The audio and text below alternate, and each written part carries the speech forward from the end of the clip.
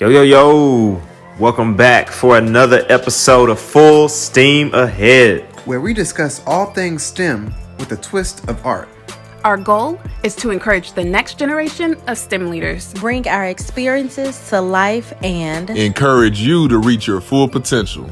Our objective is to put a spotlight on individuals who have majored or worked in STEM fields, but leverage themselves into their passion while also incorporating art.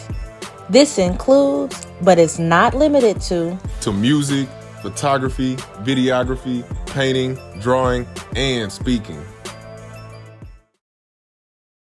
good afternoon, good morning, hello, hola. I don't know any other languages.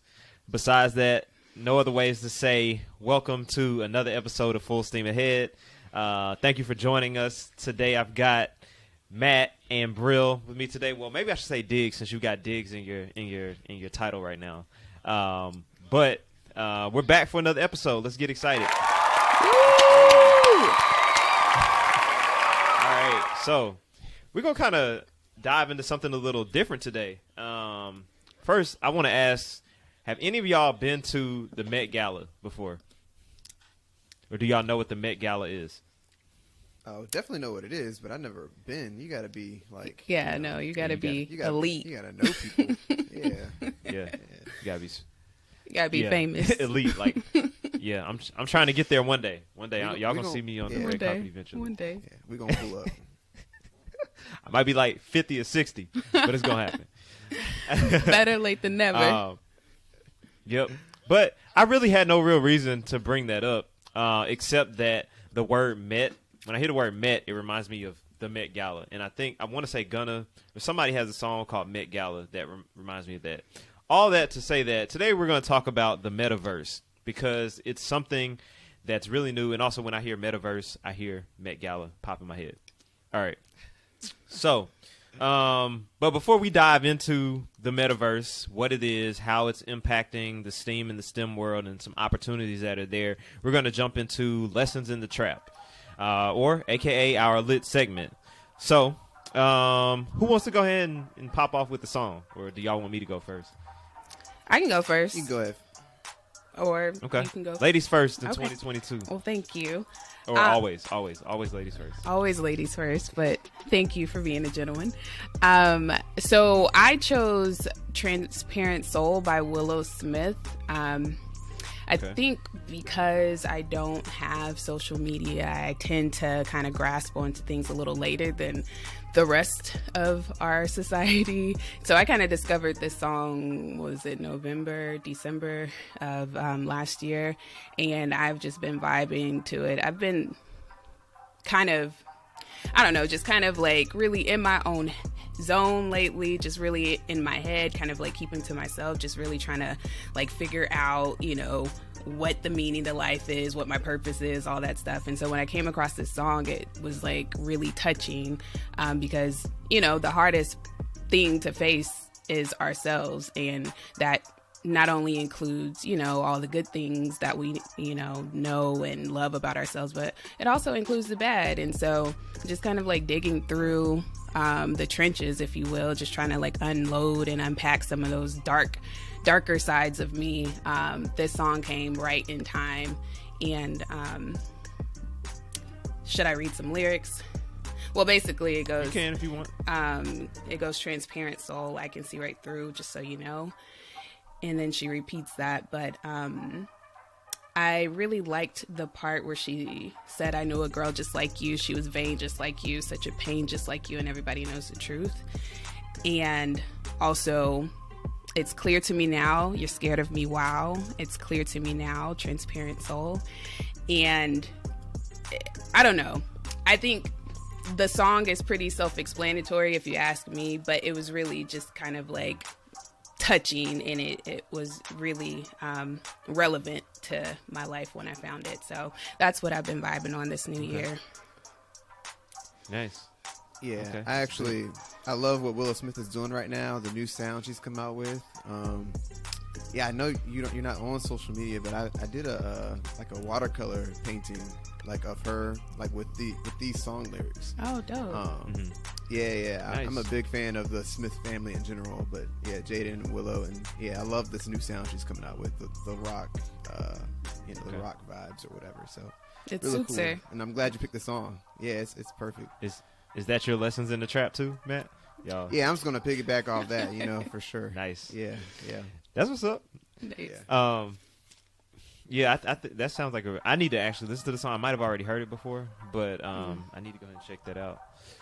Mine is actually off of mine is How You Did That by Gunna off of his new album, was DS Forever. And there's really I don't have any lyrics or anything specifically that say, okay, like this lyric resonates maybe like with me, but more so just the title of the song. And throughout the song, he's saying, how did you do this? Him and it's Gunna featuring Kodak Black. And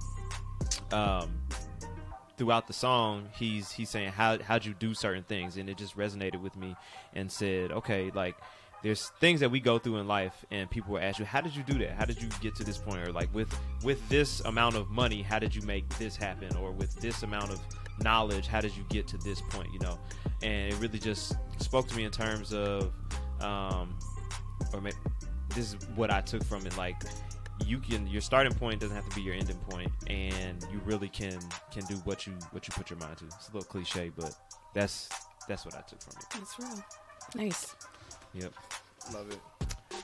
All right, so now that we've knocked out our lessons in the trap, let's move on ahead to our nature versus nurture section. And Bro, I'll let you go ahead and tackle that.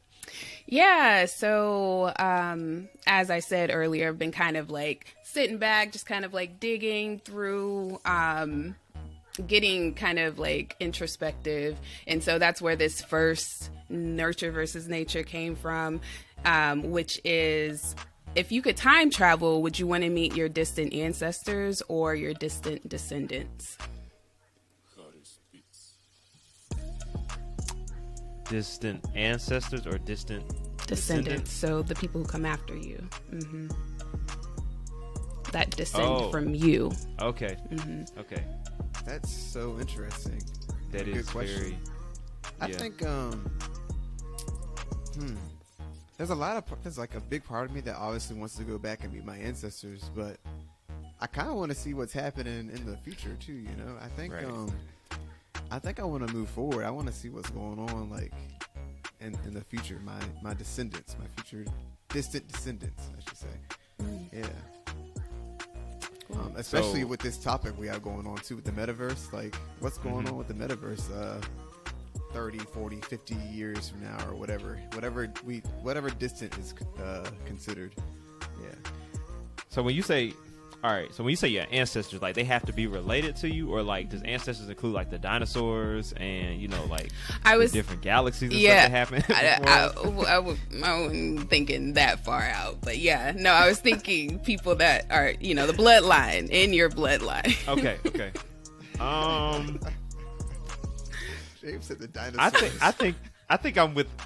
The reason I say that is because I really got questions. Like, I always tell myself, like, when I get to heaven, I got questions for God. Like, bro, how did this happen? Or why did these different things not happen? So I kind of want to know what happened to get to certain points.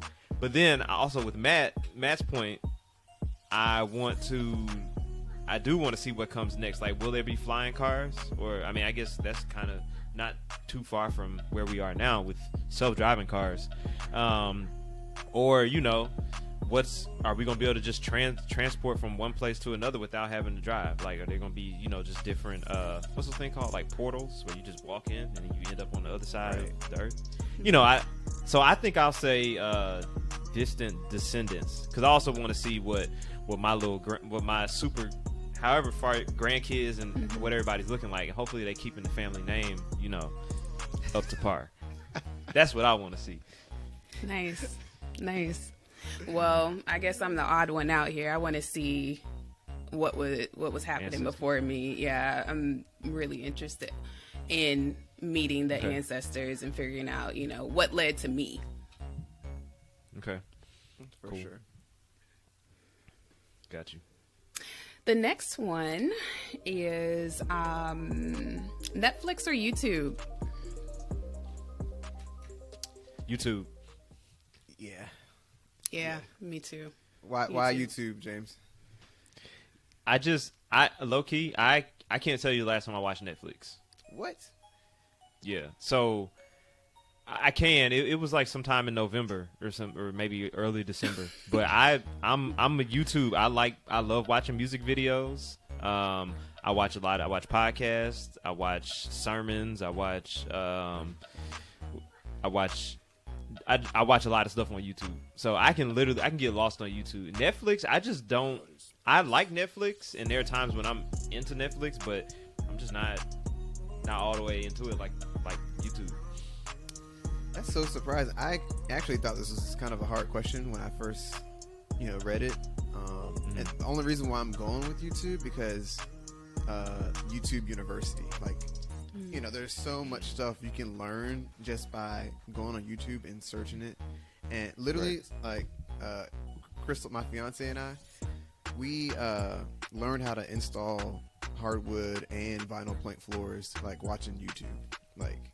Just going off and figuring out how to do stuff. And that's what we're working on right now. So it's just cool, everything you can learn off of YouTube. Cool. But Netflix, obviously, you can get sucked into Netflix too. The new season of Ozark just came out, and all those different things. It's easy to get wrapped up in the Netflix, but I am going with YouTube as well for sure. Yeah, I'm a YouTube kind of girl too, kind of piggybacking off of what Dig said. I love getting lost in the sauce. I click on one and then I end up somewhere completely different, and I like that. But Netflix doesn't quite have the same effect on me. It's cool when I find my show, but I don't have shows very often unless I come across it on YouTube. Maybe somebody's reviewing a show, and then I'll be like, oh, what's this about? And then I'll be into Netflix. But Netflix doesn't grasp me the same way YouTube does. Okay. Gotcha. Nice. And the last one, Mac or PC? PC. Well, I got a Mac, so go with Mac. Yeah, I'm team Mac too. I don't really think there needs any explanation. You're basic. Thank you, bro. Wait, what's basic? PC or Mac? PC. They're basic? PCs Man, are basic. y'all are wilding right now. PCs are not, they don't keep the user in mind. They're not very nice to look at. I mean, I could go on and on, but I'll stop there. I personally hate looking at Macs. What? How? Just all that stuff at the bottom that y'all have? Nah, give me a menu to click. No, it's easy access. They're keeping the user in mind. Easy access to your programs. Nope. Yeah, the whole Mac aesthetic is super clean. All the lines are clean. I have the whatever this latest MacBook Pro is with the digital scroll bar at the top of it. Oh, you fancy. I love it. It's cool. Nice. I wondered how those were. I don't think I've met anybody with one, but cool. Okay. I just upgraded. I was in need for upgrade, so Gotcha. This was my first Mac device outside of the iPhone.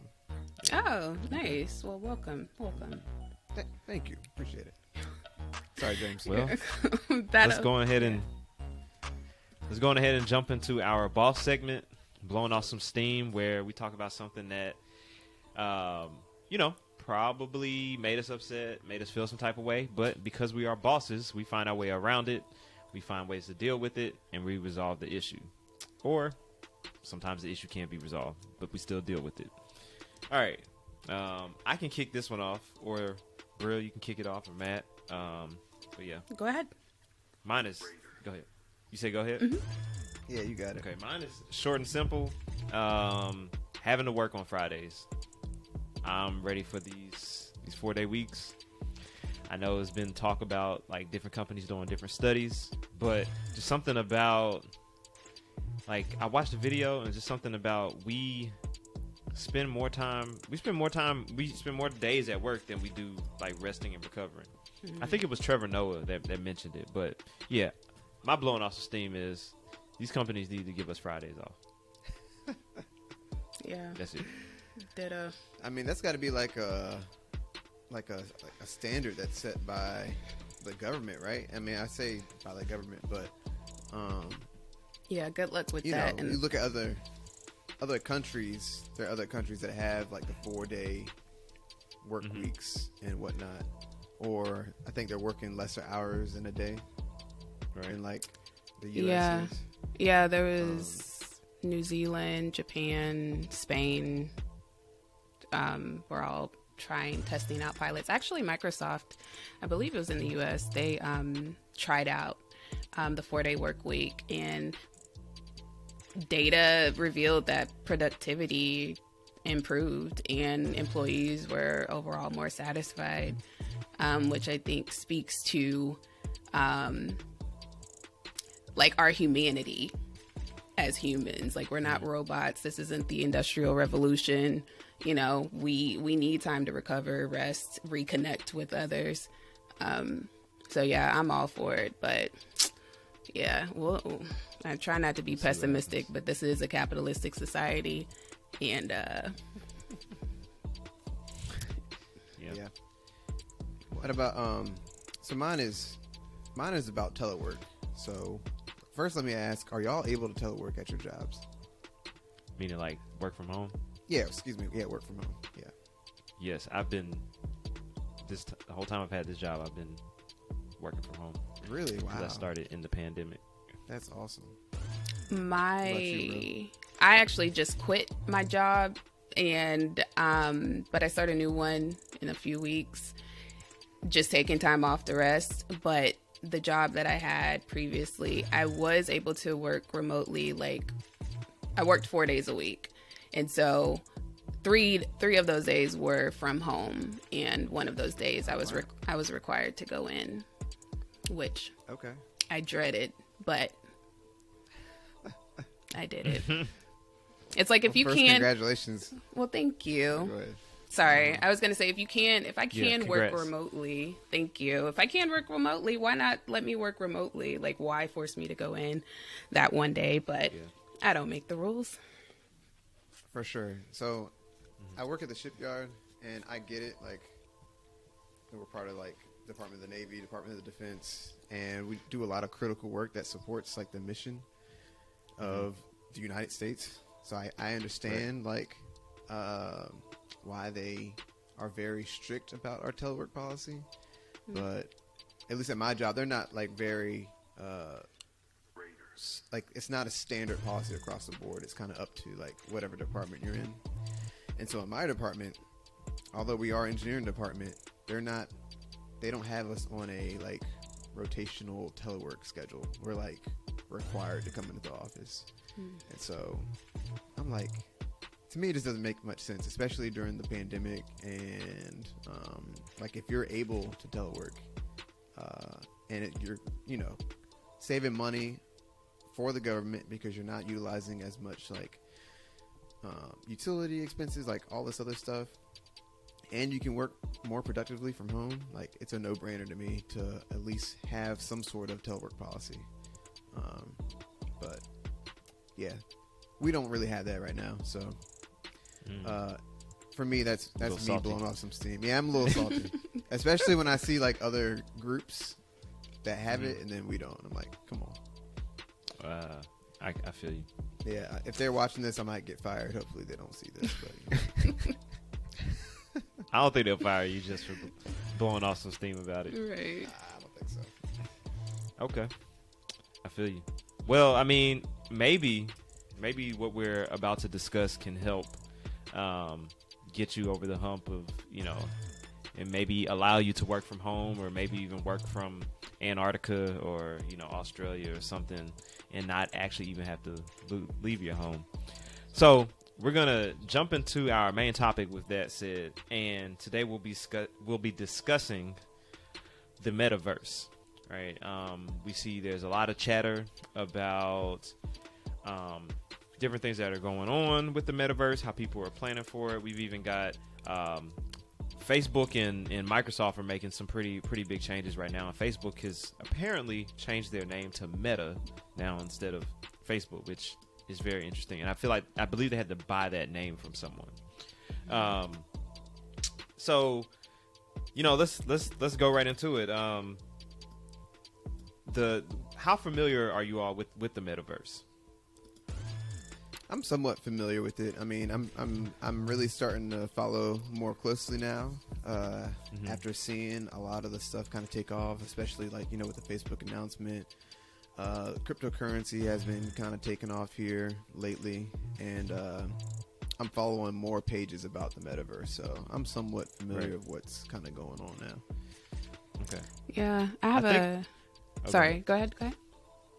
No, you got it. I need to come after it. I was just gonna say I have like a very kind of basic understanding of what it is. I've seen Ready Player One, and so I imagine it's similar to that movie.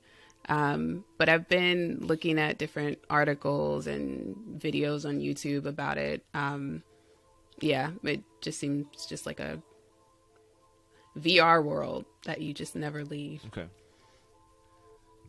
Yeah, I think I don't know a whole lot about it. I'm just going to be frank. I know a little bit here and there, but from what I understand, if you ever played games like Roblox, Fortnite, and Minecraft, and even done, I guess, what's that game?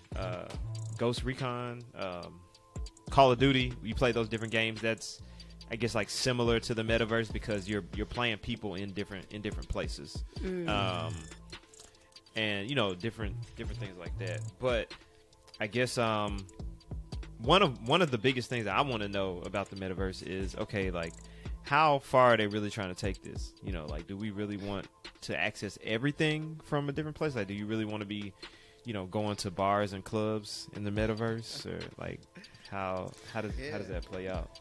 A lot of people have said this is the next internet, and I don't know if I'm all the way cool with that. Yeah, I'm not at all. I don't want to be, but who knows? Shoot, it might be lit. So I'll reserve my, I guess, comments about whether or not I'll participate, but I don't anticipate participating. I'll say that. But shoot, if it's lit, if it's anything like Ready Player One, have you guys seen that movie?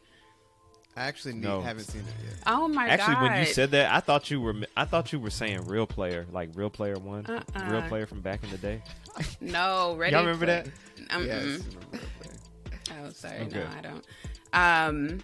No, y'all have to see Ready Player One. It's basically the metaverse. Like, I had always wondered. So in the movie, I'm not going to give away any spoilers, but in the movie, it's basically, all these people engulfed in like this virtual world, right? But they have like real lives too.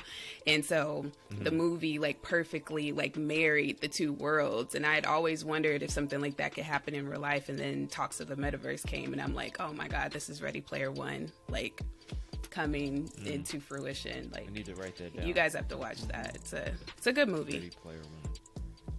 I have so many thoughts right now, but I'm gonna back to the first like statement of like, are we cool with it? I'm definitely on board with the idea of like this virtual reality space. I think it's cool, and I think like, back in the day when people were saying like they didn't understand the internet and like they didn't see like how it could be beneficial to people or like where it could take us like to where we are right now. I think like the same thing is going to happen with like the metaverse or Web3, whatever you want to call it. Yeah. I watch a lot of Gary V. Y'all know Gary V, right? Mm-hmm. Yeah, so he's obviously he's like, I'm gonna send you a link to his page, but he's like big into it, and he's all like about tech. He's an investor in Twitter, I think, and Snapchat, and got into those stuff early because he saw like the potential for it to blow up, and so he's doing a lot of that stuff now with like NFTs, and yeah, he's all about the metaverse and where it's gonna go. So we'll see what happens. As far as like, I think the thing I'm scared about, y'all remember. Y'all seen The Matrix, right? Yeah. And everyone's living in like, what we found out was The Matrix, like with this artificial world. And when Neo took whatever pill he took, and he was taken out of the Matrix, and they're like, I don't know, in like canyons, and like nothing is actually what it was like, what it seemed to be. Like the Matrix was like this, everything was like city, like clean, like whatnot. But then this other, like the real space that they're supposed to be in, it was all like distraught. It was kind of like archaic, like the way they were living.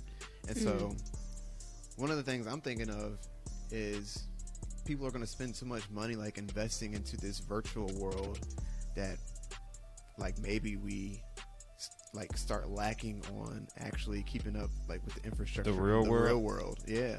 Like, bro, you're going to be driving on the highway one day and then just fall off. And then, because people are not going to be that's one of my concerns. Sorry, I didn't mean to cut you off. No, that's open for conversation, but that's like in the back of my head one of the fears I do have about the metaverse, but I doubt that would happen. So I don't doubt that. And one, okay, I have two concerns. One of them, it might not all the way make sense, but there's this movie, and I don't remember the name of it, but it's a scary movie, and it was like something about, it was a game. You were in the game, right? And if you died in the game, then you died in real life, right? So I'm just like, how much of this metaverse stuff is going to play into real life? And because like we seen Fortnite, Roblox, some of these games are already in the, I guess they're already in what they are calling the metaverse.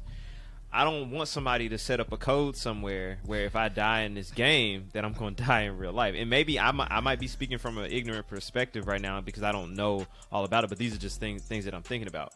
On top of that, I want to know how much of it plays into like the STEM world, into the STEM and STEAM world. Like how does this affect us and our jobs, right? And like you said, if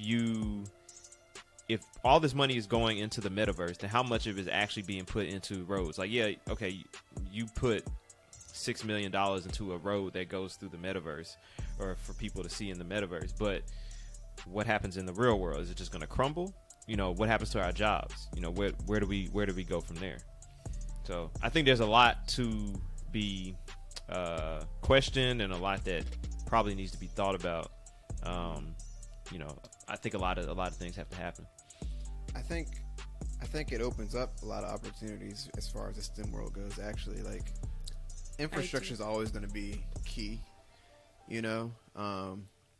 But I think the more we move into like this digital space, the more like our STEM fields will need to be focused more into you know, technology, internet, like that digital space. Even like they're talking about how like all the energy it takes to run these different what do you call the drive, like the actual like the data centers? Yeah. Yes, the data centers. And they're talking about how it's like bad for the environment. Like, so there's going to be a whole nother space for, you know, what kind of restrictions are we going to put on this stuff so that we can still meet like our environmental regulations and stuff like that too. So I think there's going to be various if you think about aspects. If you think about it from the perspective of space, and because there's already data centers, like all of our companies, you know, for us to access our networks, our different documents and stuff like that stuff has to be housed somewhere, right? And there's companies like Facebook and well, Instagram's owned by Facebook, but Facebook, Twitter, these big powerhouse companies, they have to have data centers somewhere, right? So they've got to have all these computers and I don't know all the details fully, but somewhere to house all of this information that has to be processed, right? And so when you add that to it, that means there's going to be more of it, which I guess now that I'm thinking about it, that would be good technically for the STEM world, and even for, if you want to break it down specifically for civil engineers, because more data centers equals more infrastructure, more buildings that have to be built. You got to have a way to transport that. But then also what comes along with it is what happens if one is lacking. If you're lacking, you're building it up and you've got these nice buildings that are going to hold the data centers, and then you're putting money into the metaverse itself. But then what happens if the infrastructure in the real world that you're using to transport things aren't getting from place to place in time, or you have crumbling roads? That I think it becomes a whole nother, you know, like circular things that you have to think about. Yeah, for sure. I was gonna say that one of my concerns is like losing touch with like humanity. I think that Jaron Lanier, which I've talked about before, he is actually like the father of virtual reality. And he talked about, if I'm remembering correctly, he talked about creating like this world because he had such like a tumultuous like life. Like his parents passed and was just bullied. And so he created this new world because the real world was just so terrible. And I think that that's good to an extent. Like we all practice some sort of like escapism, but when it gets to a point where this is like your entire life, I think you know, issues are like bound to rise up. Yeah, and I think like if we are losing touch with humanity, then we won't be thinking about the environment. We won't be thinking about, you know, other issues like poverty or, you know, the food shortages in the world and things like that. So I think that's what I'm mainly concerned about, like people losing touch with like the like real humans here. Like we're right.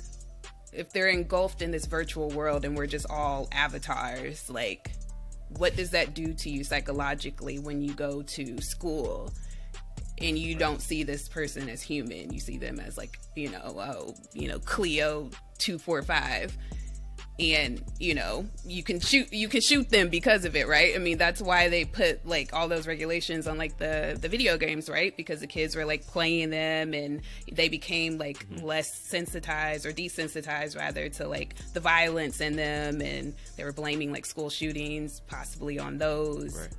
You know, that's what I think of, and so that's also why I don't want to see my descendants. Because I am afraid of what is to come later with all of this technology, honestly. That's real. And I to piggyback off of that, I get concerned about like health wise because I'm thinking, okay, if you're not actually going anywhere, you're not actually going to do the workout, or you're not walking to the bus stop or walking to get your car or whatever, like what happens to health wise? Like, is everybody gonna gain weight? Like, are you getting less steps each day? How does that affect it? Or would you actually be, you know, like, would you still be moving and stuff like as much?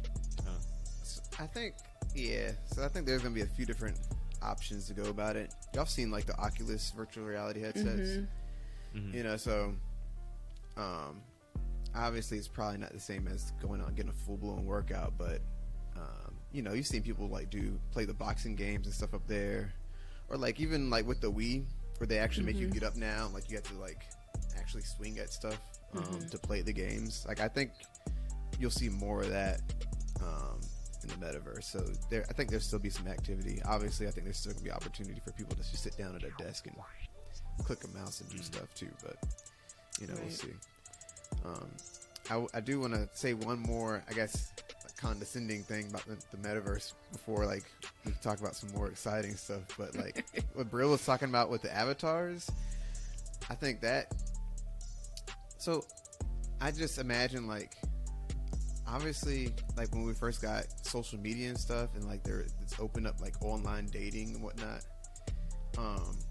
You would imagine like that's going to happen in the metaverse too. Like, but instead of seeing the real person, it's going to be a freaking avatar of like, you know, how this person thinks of themselves, or like, you know, how they want to create themselves in the metaverse. And so, y'all gotta watch Ready Player One. It's cool to have like, you know, like a pen pal, or you know whatever you want to call someone you're cool with on social media. What happens when, you know, that those connections get more serious and you want to meet up with this person in real life, and it's like, okay, this is not who I thought it was going to be. And obviously you could probably share real pictures, but still, you know, it's one of those things you got to be careful. It's going to get there's going to be opportunities for a lot of people who want to do like bad stuff up there too, I think. Yeah, I don't think it's any different from what's going on now though. Like catfishing is a thing. Yeah. I'm still trying to figure out how people are still getting catfish. Yeah, I mean, how do you know if somebody's sending you their real pictures?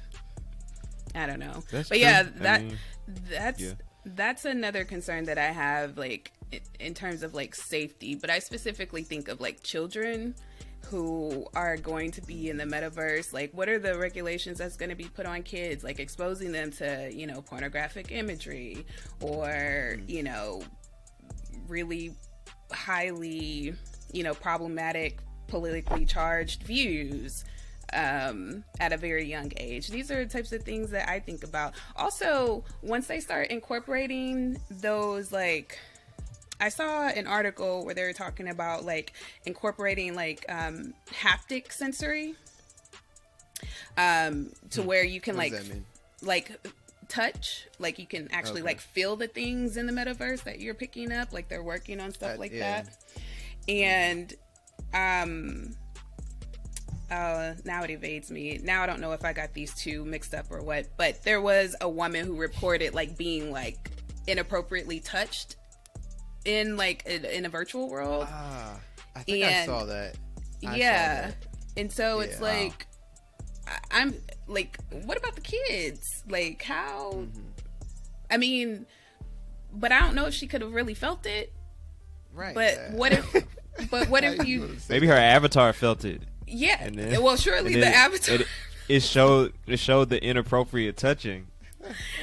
Yeah. And then the avatar was like, get your goddamn hands off of me or something. And then she was like, oh shit, my avatar is freaking out. Yeah, right. Yeah. Yeah. Just, like, but yeah, these are the things that I like worry about, like exposing kids to, you know, it was I'll leave it there. So do you all think that COVID has helped accelerate the rollout of the metaverse? Or do you think it would have happened around kind of this time period either way? I think although, you know, teleworking, working from home stuff definitely accelerated like people going more virtual with their daily life, and I think that definitely had a factor in like how much we see more of like this metaverse conversation. Yeah, I don't know if it accelerated it. It could have, but maybe this was already in the works, and you know, this just happened to be the most opportune time to release it. I for sure think it was already in the works. I think that when COVID hit and the pandemic and everything happened, everybody had to go virtual. I think it like maybe cause, I don't want to say companies just put stuff out faster, because I don't think they put it out faster, but I think it allowed for certain companies to adapt. Like for instance, Zoom became a lot more popular in the pandemic, and then from there you saw like a lot more people using it for different ways, using it for different things. I think it made the conversation more realistic, like because everything has been moved to more of a virtual thing. Like if COVID hadn't hit and everyone was still going to work full time, and like, you know, kids were still in schools all the time, and people said, oh, we're going to have the metaverse and we're going to do everything in this virtual world, people were like, we're never going to, I mean, you know, maybe someday, but I don't think people would take it as seriously as they're taking it right now. Yeah, I agree. This is true. Yeah. I agree. Yeah. I think people are just like really craving interaction, like even if that's simulated. Right. Yeah, these are all great things that we got to think about. I feel like there should somehow be some sort of town hall, and I don't even know if that's even possible, about the metaverse. Or I'm sure there will be ways that people will be educated on it, but you know, somehow, you know, we've got to find the ins and outs and figure out how different things will be affected, because you know, people will find a way to take advantage of anything. And I think it's important, like Brill, you mentioned, you know, protecting the kids and protecting people from different things. I think those are all things that are important to consider. I think what made the metaverse like more real to me, the way that my friend broke it down, she was basically saying like, you know, the metaverse is going to be a place where you and your friend, you could be your friend from across the country, it could be your friend, you know, in a different, you know, across the United States, it could be someone next door. But basically, you know, you're going to get your Oculus headset on, and y'all are going to say that you're going to meet up at the Meta Mall that's in the metaverse or whatever, or at the Met Gala, Gala. Yeah, exactly.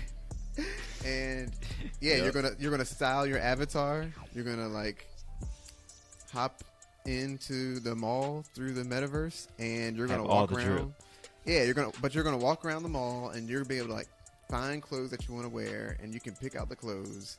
And she was saying like in a real world, like since like these are clothes you actually wear in real life, so you could go pick out clothes that you want to see, and then like it's gonna be like a web browser that looks like your internet, like just like you're shopping for any clothes online right now. I'm gonna need those discounts though. Right, but you can actually check those clothes out and then pay for it in the metaverse using your cryptocurrency and your crypto wallet, and then it'll show up to your door. With Amazon, you know, by then it'll probably, you know, in a few hours, on Amazon. But yeah, that's how she explained it to me, and I was like, wow, that's pretty crazy. Yeah, that is pretty crazy. Yeah. Well, that's wild. I mean, as we, you know, begin to wrap it up, I think we can say that there are many opportunities available in the STEAM world for whether it's jobs or whether it's invention or different things like that. There's a lot of different ways that the STEAM world can benefit, and I think that's very important for those of us that are in the STEAM world to start thinking about how we can position ourselves to be successful for when this rollout begins to happen quicker, or when, you know, parts of our life start to change more and things are different. Right. Yeah. So. And I do want to say, as far as the STEAM world, in the art space right now is really popping off with the Kicking NFTs. I haven't gotten all the way into it yet. I'm trying to do my research. I want to do some more stuff. Brill, I'm sure you know about what's going on with the NFT stuff right now too. Like, but yeah, all that stuff is already like taken off. The opportunities are definitely there and are coming. Yeah. Yeah. Okay. I'm sorry. Well, One thing. I don't want us to lose sight of the humanity here. And I stress this over and over again. Like, I think that the metaverse is going to be cool. We're probably going to have like some, in terms of like medicine and healthcare and things like that, where, you know, we have simulated, you know, human bodies that we could practice on in order to, you know, have advances in science or healthcare and all that stuff. But I don't want us to put all of our eggs in one basket, because inevitably, like, something's going to mess up, and our world doesn't need to stop. Our ability to do certain things doesn't need to be, you know, impeded because we don't have the technology. I just want us to have these types of like, these types of things in place, like, once things inevitably go wrong, because they will. It's technology. Yeah, I agree with that. Thank you for being our oracle today, bro. Appreciate you. I try. No problem. Well, there you have it. We're gonna go ahead and wrap things up. Thank you all for tuning in. Let's continue to have these conversations about the metaverse and how things are changing. Continue to talk with your families, your friends. Figure out how you can benefit, but also still remain a human. And I don't want to say a human, but yes, keep what I'm trying to say is Stay keep grounded. the humane side of things in mind. All right, so don't think that you can work out in the metaverse, lose 500 pounds. Wait, you can't lose 500 pounds. Lose 50 pounds in the metaverse and just think it's just going to translate over to the real universe. You know, just keep these things in mind, but let's also continue to be on our heels and continue to learn more about what's going on with this new technology. So, thank you all for tuning in. We you, appreciate guys. it. This has been another episode of Full Steam Ahead. Peace. Peace.